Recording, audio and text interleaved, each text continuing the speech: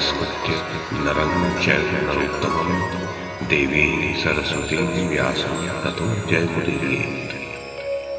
ओम नमो भगवते वासुदेवाय, ओम नमः पितामहाय, ओम नमः प्रजापतिभ्यः, ओम नमः कृष्णद्वैपायनाय, ओम नमः सर्वविघ्नविनायकेभ्यः।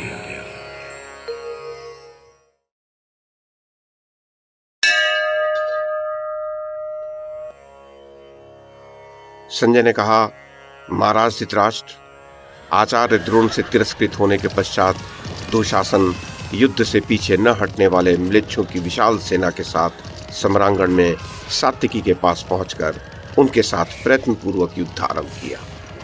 रथियों में श्रेष्ठ द्रोणाचार्य भी क्रोध में भरकर मध्यम गति से पांचाल और पांडवों की सेना पर टूट पड़े और सहस्रों योद्धाओं को समर भूमि से भगाने लगे।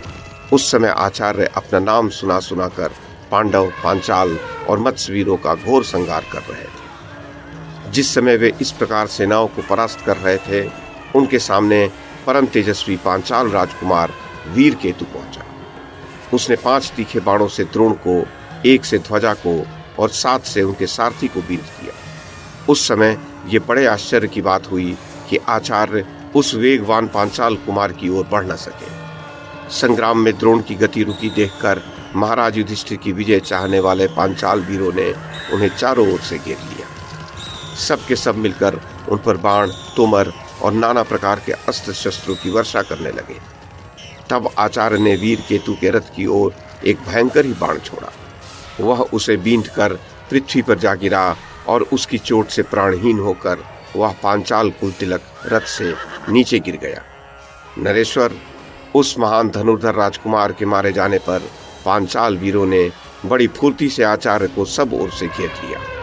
चित्रकेतु, सुधन्वा, चित्रवर्मा और चित्ररथ, ये सभी राजकुमार अपने भाई की मृत्यु से व्यथित होकर द्रोण के साथ संग्राम करने के लिए उनके सामने जा पहुंचे और वर्षाकालीन मेघ के समान बाणों की वर्षा करने लगे। इससे विप्रवर द्रोण अत्यंत क्रोध में भर गए और उन्होंने उन पर बाणों का जाल सा फैला दिया। इससे वे सब राजकुमार घबराकर किंग कर्तव्य विमूढ़ हो गए। तब आचार्य ने हंसते हंसते उनके अश्व, सारथी और रथों को नष्ट कर दिया तथा अत्यंत तीखे भल्लों से उनके मस्तकों को भी काटकर गिरा दिया। इस प्रकार उन राजपुत्रों का वध करके आचार्य अपने धनुष को मंडलाकार घुमाने लगे। राजन, ये देखकर दृष्टिद्युम्न को बड़ा उद्वेग हुआ। उसके नेत्रों से अश्रु गिरने लगे और वह अत्यंत कुपित होकर द्रोण के रथ के ऊपर टूट पड़ा। तब दृष्टिद्युम्न के बाणों से द्रोण की गति रुकी देखकर संग्राम भूमि में बड़ा हाहाकार होने लगा। महामना दृष्टिद्युम्न के द्वारा बाणों से आच्छादित किए जाने पर भी द्रोणाचार्य को तनिक भी व्यथा नहीं हुई। वे मुस्कुराते हुए युद्ध में संलग्न रहे। तब दृष्टिद्युम्न ने क्रोध में तिलमिलाकर आचार्य की छाती पर 90 बाणों से चोट की। इससे वे रथ की गद्दी पर बैठकर मूर्छित हो गए। दृष्टिद्युम्न ने धनुष रखकर एक तेज खड़ग उठाया और अपने रथ से कूदकर तुरंत ही आचार्य के रथ पर चढ़ गया। वह उनका सिर काटने ही वाला था कि द्रोण की मूर्छा टूट गई और उन्होंने अपने को मार डालने की इच्छा से दृष्टिद्युम्न को निकट आया देख महान टंकार करने वाले अपने धनुष को हाथ में लेकर निकट से वेधने वाले बित्ते बराबर बाणों द्वारा उसे बींध दिया। तदुपरांत निकट से युद्ध करने वाले द्रोणाचार्य के पास उन्हीं के बनाए हुए वह तस्तिक नामक बाण थे, जिनके द्वारा उन्होंने दृष्टिद्युम्न को क्षत विक्षत कर दिया। महाबली और पराक्रमी दृष्टिद्युम्न उन बहुसंख्यक बाणों द्वारा आहत होकर अपना वेग भंग हो जाने के कारण उस रथ से कूद पड़े और पुनः अपने रथ पर आरूढ़ हो एक महान धनुष हाथ में लेकर सम्रांगण में द्रोणाचार्य को वेधने लगे। महाराज, द्रोणाचार्य ने भी अपने बाणों द्वारा द्रुपद पुत्र को आहत कर दिया। दोनों ही ने संपूर्ण आकाश, दिशा और पृथ्वी को बाणों से छा दिया। उनके उस अद्भुत युद्ध की सभी प्राणी प्रशंसा करने लगे। फिर द्रोण ने बड़ी फुर्ती से दृष्टिद्युम्न के सारथी के सिर को काटकर गिरा दिया। इससे उसके अश्व रणभूमि से भाग गए। तब आचार्य पांचाल और संजय वीरों के साथ युद्ध करने लगे तथा उन्हें परास्त करके पुनः अपने व्यूह में आकर खड़े हो गए। नृपश्रेष्ठ, उधर दुशासन बरसते हुए मेघ के समान बाणों की वर्षा करता सात्विकी के सामने जा पहुंचा। उसे आता देख सात्विकी उसकी ओर दौड़ा और उसे अपने बाणों से पूर्ण रूप से ढक दिया। जब दुशासन और उसके साथी बाणों से चारों ओर से ढक गए तो वे भयभीत होकर युद्ध स्थल से भाग गए। दुशासन को सैकड़ों बाणों से बिंधा देखकर राजा दुर्योधन ने त्रिगर्त वीरों को सात्विकी के रथ की ओर भेजा।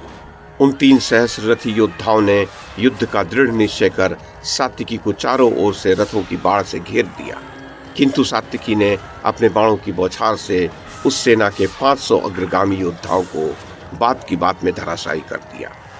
तब शेष वीर अपने प्राणों के भय से द्रोणाचार्य जी के रथ की ओर लौट गए। राजन, इस प्रकार त्रिगर्त वीरों का संहार करके वीर सात्विकी धीरे धीरे अर्जुन के रथ की ओर बढ़ने लगे। उस समय दुशासन ने उन पर पुनः 9 बाणों से वार किया। तब सात्विकी ने उस पर 5 बाण छोड़े और उसके धनुष को भी काट डाला। इस प्रकार सबको विस्मय में डालकर वह अर्जुन के रथ की ओर बढ़ने लगा।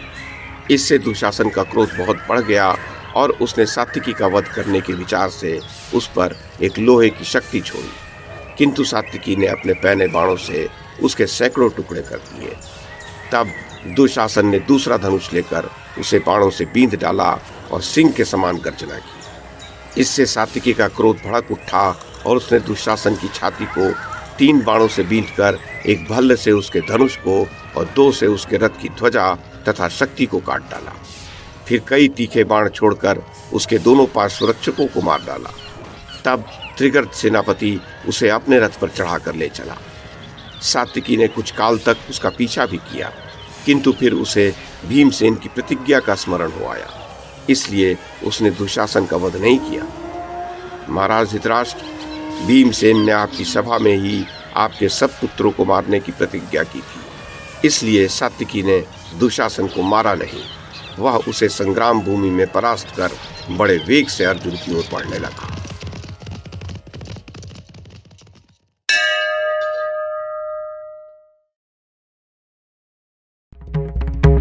YouTube के माध्यम से महाभारत की कथा को एक श्रृंखला के रूप में प्रस्तुत करने का हमारा ये प्रयास यदि आपको सराहनीय लगा हो तो कृपया इस कड़ी को लाइक और शेयर करें, चैनल को सब्सक्राइब करें और बेल आइकन को दबाएं। साथ में अन्य लोगों को भी देखने के लिए प्रेरित करें। धन्यवाद और नमस्कार।